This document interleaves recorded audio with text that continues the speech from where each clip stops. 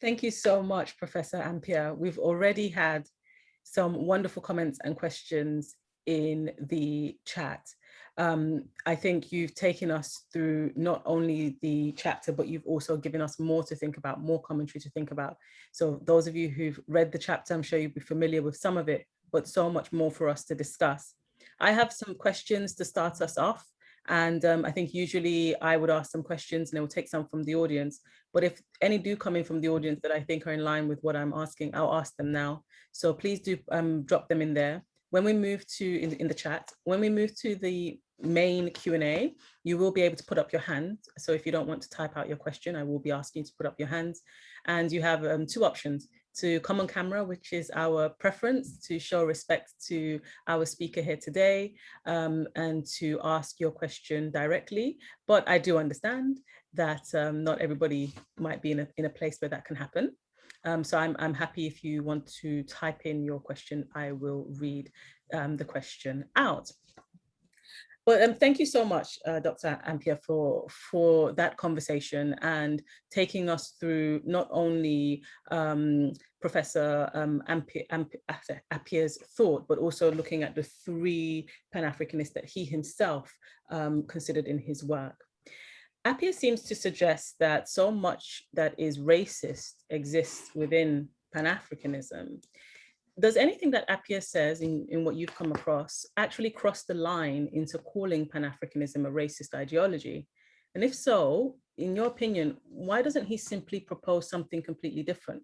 Why try to salvage this seemingly racist thing called Pan-Africanism? Well, he obviously takes his cue from the fact that there is indeed so much racist behavior in the world. And he is also very much aware of the fact that, of course, from his perspective, the whole ethos of Pan-Africanism revolves around the question of race. And I suppose from that point of view, he sees the leading Pan-Africanists as wanting, as it were, to exclude anyone who was not seen as part and parcel of the African race. That is, I suppose, the point that he starts from, to say that if this is the position that these Pan-Africanists have taken, then they are racist. Right? Of course, he doesn't deny that there are white racists. He doesn't deny that at all.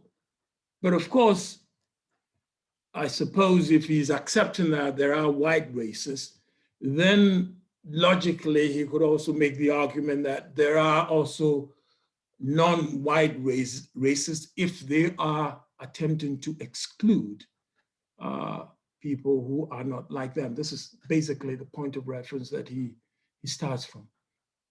I don't know if I've answered your question.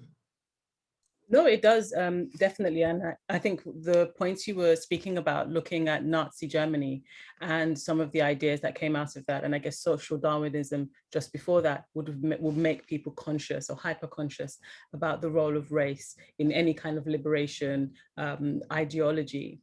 But does he ignore the utility of race that, as perhaps Fanon or maybe Frere may have alluded to, that in the processes of conscientization, which Black consciousness tells us is kind of the first step to liberation, that sometimes you do need to be able to define groups, distinct groups, in order to build up esteem to such a level that you can even begin to take the material steps towards liberation. So does he show enough of an appreciation of the fact that you must work with the psychology, and that race might have a part to play, a constructive part to play in the psychological development? Well, you know, of course, he is aware of the importance of group politics and the mechanics of group associations. But I suppose his point is that if a group is to be successful, it shouldn't exclude anyone. In other words, you have to go for the positives wherever they may come from. And the other thing that probably may be relevant to this discussion is the fact that, and this is a point that I make in my paper, is the fact that, as a matter of fact, I believe, and he probably knew this himself, or knows this himself, that Appiah's mother, who was English, was perhaps far more Pan-Africanist than Appiah's father, who was Ghanaian. So, starting from that point of view, why would he want to exclude white people from the ethos and practices of Pan-Africanism? Okay, so my point? Yeah, we have to look at the background of this particular scholar, perhaps to understand a little bit more about his ideas. Is that perhaps what we're saying here? I'm not particularly saying that, actually, because, I mean, you could go beyond his background to make the point that, well, if there is a white person who is really committed to the African cause, then of course, one would want to be interested in having that person assist in that cause. And the other point that Appiah would also make is that, well, you know, white South Africans are Africans. Yeah. And as long as they believe in the welfare of everybody in the continent, then why should they be excluded from the movement? Brilliant. Thank you so much. So do you think then if we were to be sympathetic to Appiah in his call for Pan-Africanism to relinquish its centering of race, that maybe what he's trying to do is to say, let's reconstitute humanism, that humanism is an ideal that is enough, and there's no need to have this subset of humanism called Pan-Africanism that centers race. So if we were sympathetic, that's what he's saying. But the other thing is that, I mean, and this is in the title of my essay, he's a cosmopolitan, you see. And from that point of view, of course, he wouldn't want to exclude anybody that is positive to, you know, the cause. Okay, and the other thing is that he is, as I called him, a flamboyant liberal. And therefore, of course,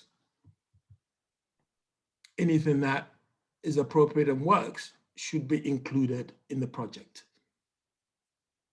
Okay, brilliant.